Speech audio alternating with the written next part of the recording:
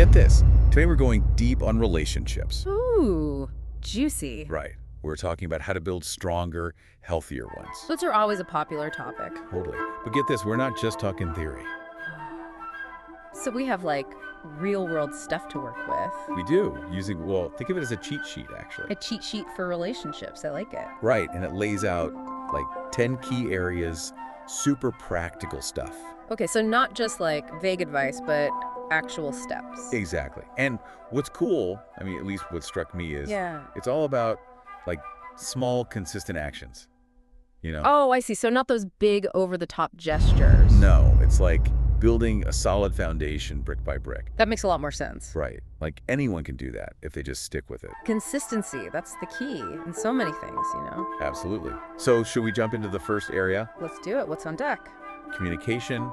And I love the big one. Everyone talks about communication. true, but this digs deeper, like active listening. Now we're getting somewhere. Right.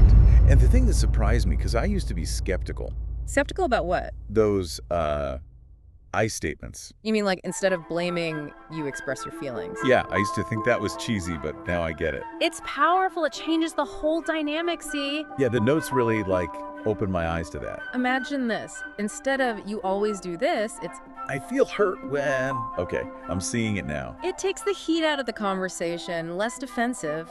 There's a reason for that, right? Like Mhm. psychology behind it. Absolutely. When you don't feel attacked, you're more open. Okay, so communication, good start, but let's be real. What do you mean?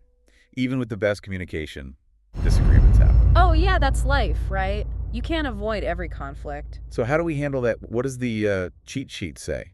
It emphasizes two things. First, recognize negative patterns. Negative patterns, like always having the same fight. Exactly. If you keep bumping into the same wall, gotta change. Okay, and the second thing? Taking breaks, especially when things get heated. Oh, I struggle with that. Feels like giving up, you know? More like a strategic retreat, regroup, come back stronger. Okay, reframe it, I like that, but why is that so important? Because when you're all worked up, you say things you regret.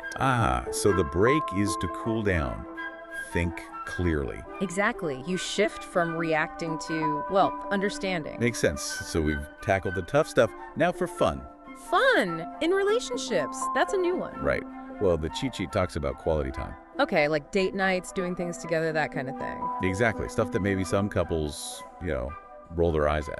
It's easy to get complacent, busy, forget to nurture the connection. And the cheat sheet, it actually uses this metaphor. I love it. Ooh, tell me. It's like a bank account, your relationship bank account. Okay, I'm intrigued. So how does that work? Got to make deposits, regular ones, even small ones. So even little gestures over time, they add up. Exactly. And one deposit, it suggests learning a new skill together.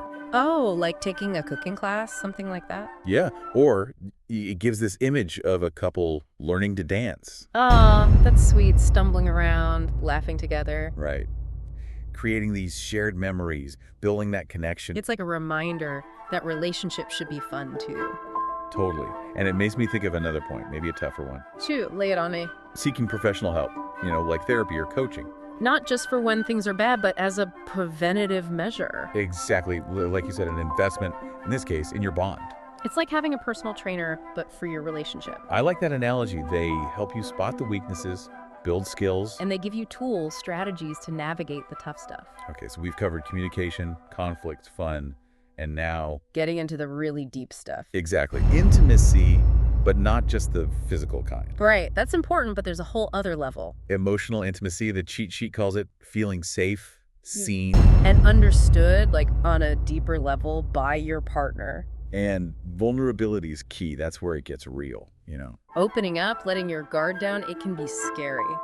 But that's how true connection happens, according to the notes. Makes sense. You can't have real intimacy without trust. Okay, ready for the next area? This one really resonated with me. Hit me with it. Shared goals, like working towards something together. Like building a business or saving for a dream trip. Exactly. The cheat sheet says it gives you a shared purpose. You're a team. Working together, that's powerful. But there's a caveat. The notes warn against being too rigid. Oh, interesting. Why is that? People change. Relationships evolve. Gotta adapt, celebrate growth. That's wise advice. Clinging too tightly can suffocate. Right, so we've covered a lot. Anything else jump out at you? Oh, yeah. Two biggies, gratitude and empathy. The cheat sheet has a great suggestion for practicing gratitude. Lay it on me. I'm always looking for ways to boost that. Tell your partner one specific thing you appreciated about them today. Simple, but powerful. It shifts your focus to the positive. I've been writing down 3 things I'm grateful for each day. Oh, like a gratitude journal, specifically for your relationship.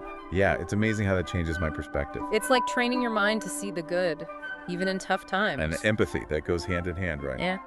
Seeing their side. Walking in their shoes, even when you don't agree. Building bridges, not walls, like we were talking about earlier. It's about understanding, not necessarily agreeing. Exactly. So, we've covered a ton, but what does it all mean? Well, the cheat sheet reminds us it's not about grand gestures. It's those small, consistent actions, day after day. Open communication, quality time, working through those conflicts. And maybe even, taking that dance class together. Now imagine if everyone took these ideas to heart. What kind of impact would that have on the world? Families, communities, even society as a whole. Something to think about as you go out and build those connections. It all starts with us, one small step at a time. So go out there and build those awesome relationships. And remember, have fun along the way.